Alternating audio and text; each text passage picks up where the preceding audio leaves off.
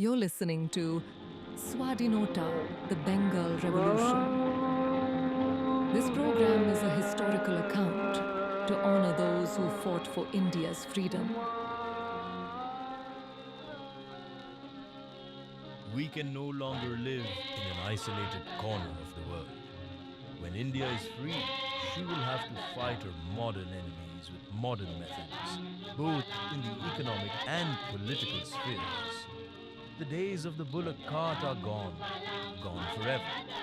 Free India must prepare herself for the eventuality, as long as the whole world does not accept wholeheartedly the policy of disarmament. Don't you ever forget, there is no bigger curse than slavery. There is no bigger crime than to compromise with corruption and unrighteousness. Remember, if you want to enjoy life in full, you will have to get it through fight. We will have to forbear all losses and fight against the unjust without a break. In reality, what happened was to ignore the warning from Bose. And Foreign Affairs and Defense Ministry were cloaked in the sacred shawl of peace and singing lullabies. Having established elaborate wining and dining in the Indian ambassadors' offices in foreign countries, Indian leaders flew the doves of peace and preached peace with powerful leaders armed to the teeth, shoulder to shoulder. All the while, India remained powerless. Less glorified in 3 decades since independence, their ineptitude and worthlessness is unforgiven and will be etched in the pages of history forever. The Prince and Harbinger of Freedom, Partha Sarathi Basu. Let us examine praise and glory showered upon beloved Netaji Subhash Chandra Bose, great men and leaders of Bengal, Bengali revolutionaries, and revolution in Bengal from around the world. The fight for India's freedom was now to take place outside India. Subhash Chandra Bose, the father of Indian revolution, Lord Carmichael, Governor of Bengal, 1912 to 1917. This resolution could be stopped easily if the giant intellectuals of Bengal were not behind it. Lord Ronald Shea, Governor of Bengal, 1917 to 1922, Secretary of State for India, late 1930s. Ramahan, Vidyasagar, Vivekananda, Tagore, Bunking, these intellectuals are behind the movement. How to stop it? Sir Henry Cotton, 1845 to 1915, British India Service, Indian National Movement sympathizer. Babas from Bengal, strenuous and able, who rule and control public opinion from Peshawar to Chittagong.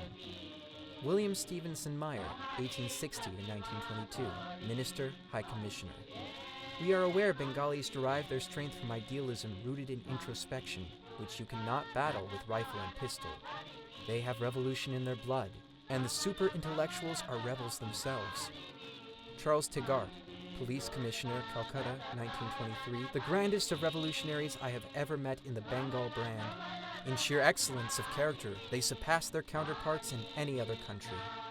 Wilfrid Blunt, 1840 to 1922, anti-imperialist. People talk about political assassination as defeating its own end, but that is nonsense. It is just shock needed to convince selfish rulers that selfishness has its limits of impudence. It is like that other fiction that England does not yield to threats. My experience is that when England's face is well slapped, she apologizes, not before. Reginald Cupland, 1884 to 1952. Historian took parts in Cripps' mission. The revolutionaries of extreme left, especially in Bengal, were still ready to take orders from Mr. Subhash Chandra Bose, even if they came by radio from Berlin. Dr. Ba Ma, wartime PM of Thailand. I could see the past and the present together. It dawned on me that Subhash Chandra was the icon of the revolutionary movement that India had engaged in wholeheartedly. Very large was the assembly of men where he spoke and raised the slogan, "Let's march to Delhi." It was a wonderful message which echoed to everyone as a command to advance onward. Subhash Chandra won every heart with that command. He directed that everyone must join the battle. As a matter of fact, the Indian community living in Singapore rushed into the war at his command. It was such a surprising development. Professor Chong Hai-Ying, University of Singapore. Netaji was no collaborator or supporter of the Japanese. As a brilliant revolutionary, he only made use of the Japanese in an effort to achieve India's freedom. The facts that are undeniable: Netaji's movement hastened India's ultimate freedom from the British yoke. India's emancipation paved the way for the freedom of other Asian nations, including, of course, Malaya and Singapore. Therefore, events connected with Netaji and his movement should be sacred to one and all Asians. Thai wartime Prime Minister Vibun Songkram. I have found only one human being who is fit to sit side by side of Lord Buddha. His name is Netaji Subhas Chandra Bose. Hugh Toy, British commentator. For most, personality of the man was overwhelming. There was a genius of enthusiasm, of inspiration. Men found that when they were with him, only the cause mattered. They saw only through his eyes, through the thoughts he gave them, could deny him nothing. His place in Indian history cannot be denied. He gave much to the country. Michael Edwards, British commentator. Bose, the only one with the clear-cut view of the world, was far away in Europe, nurturing his hope to liberate India. British had not feared Gandhi, the reducer of violence. They no longer feared murder. He was rapidly assuming the lineaments of civilized statesmanship. The British, however, still feared Subhas Bose. India owes more to him than any other man. Edwards also opined, the government of India had hoped by prosecuting members of the INA to reinforce the morale of the Indian army. It succeeded in creating only unease and making the soldiers slightly ashamed that they themselves had supported the British. If Subhas and his men had been on the right side, all Indian army was on the wrong side. It slowly dawned on the GOI that backbone of British rule, the Indian army, might now no longer be trustworthy. The ghost of Subhas Bose, like Hamlet's father, walked the battlements of the Red Fort, and his suddenly amplified figure overrode the conferences that were to lead to independence. Alexander Wirth, Germany, journalist, war correspondent. A day will come when Netaji would be heralded as Garibaldi in Italy, who fought for his country's freedom against Austria. He would be remembered as the great Sun Yat-sen, who was able to free China from Japan and from the meanness of the royal families. He would be considered at par with De Valera, who tried to free Ireland from the British, with Mazurek of the Czech Republic, who fought with the British for the freedom of his country. Shoro Chandra Chattopadhyay, Bengali novelist. You are not one like us easygoing blokes.